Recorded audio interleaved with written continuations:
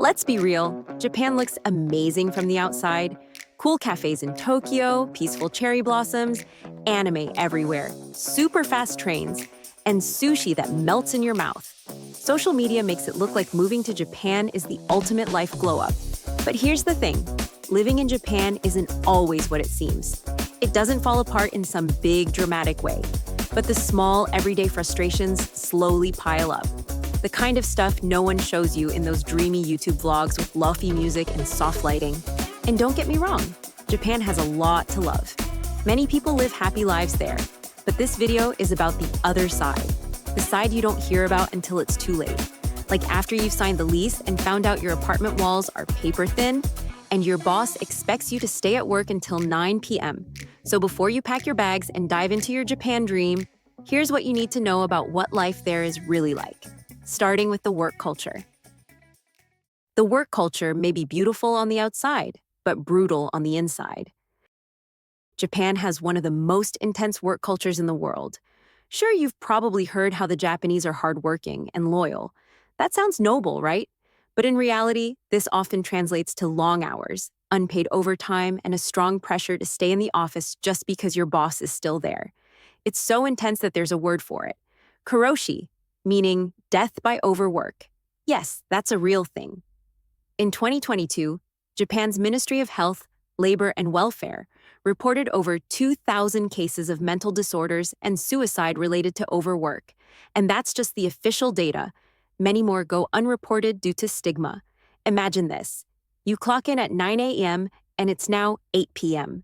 Your tasks are done, but your coworkers are still typing away.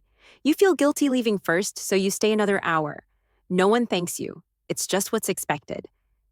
And vacations? Technically, you get paid leave, but many people don't take it because it makes them look lazy. If you do take a break, your coworkers may have to cover for you, which leads to resentment.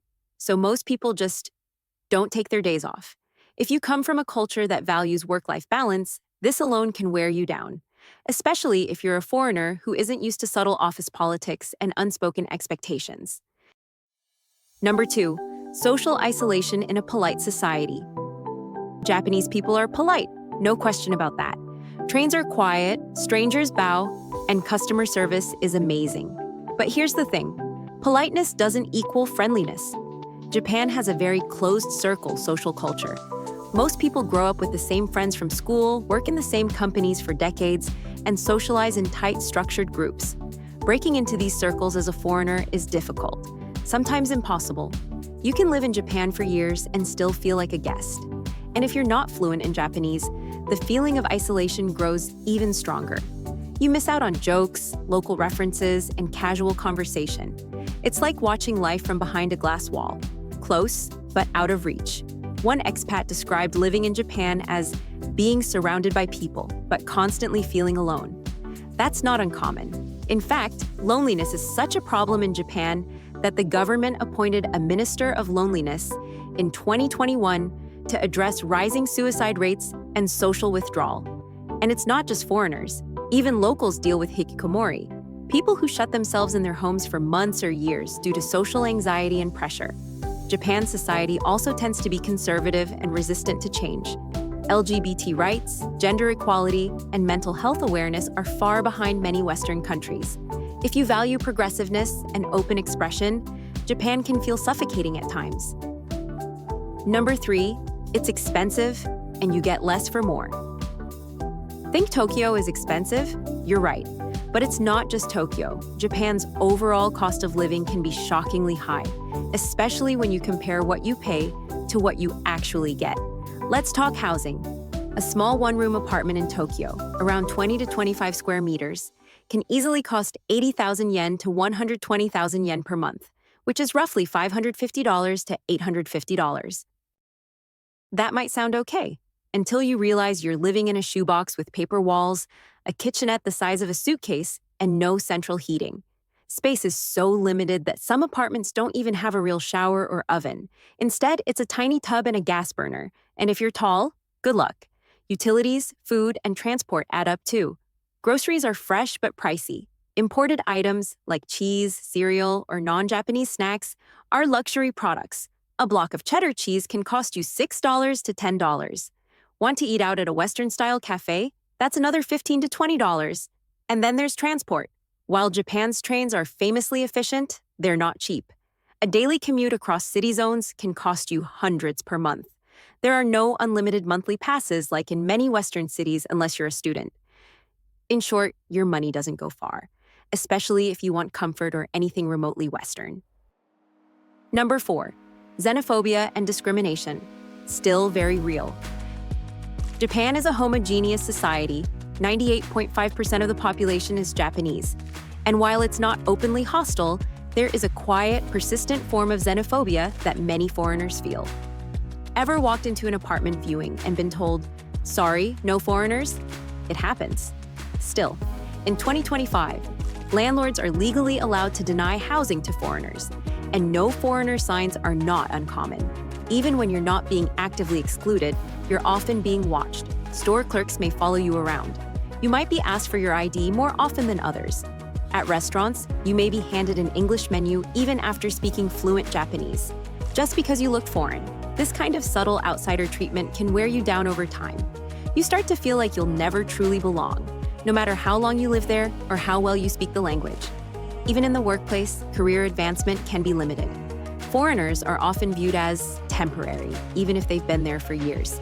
It's common to be passed over for promotions or kept in low responsibility roles, especially in traditional companies.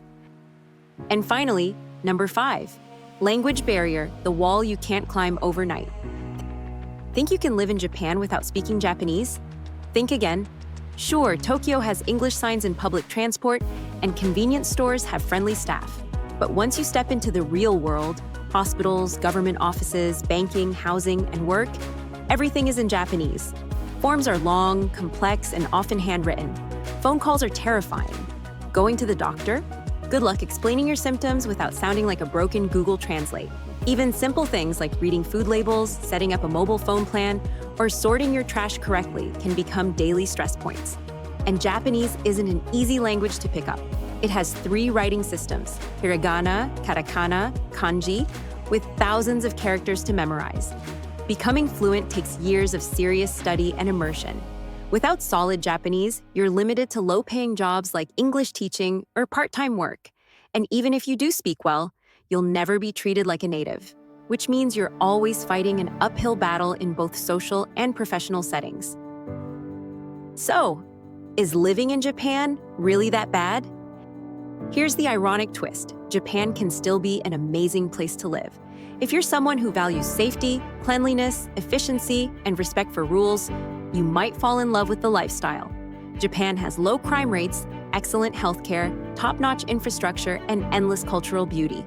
From ancient temples to futuristic cities, it truly is one of a kind. But the fantasy of Japan, the anime dream, the perfect Instagram lifestyle, doesn't reflect the full reality. Living in Japan isn't just about cherry blossoms and ramen. It's about struggling through visa renewals in a language you barely speak. It's about smiling through awkward office meetings, where no one tells you what's really going on. It's about being treated like a visitor in a place you've called home for years. So if you're planning to move to Japan, go in with eyes wide open.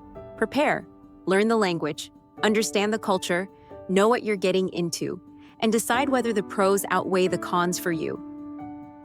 Now, what do you think? Do you agree with this video? Tell us what you think by leaving your thoughts in the comment section below.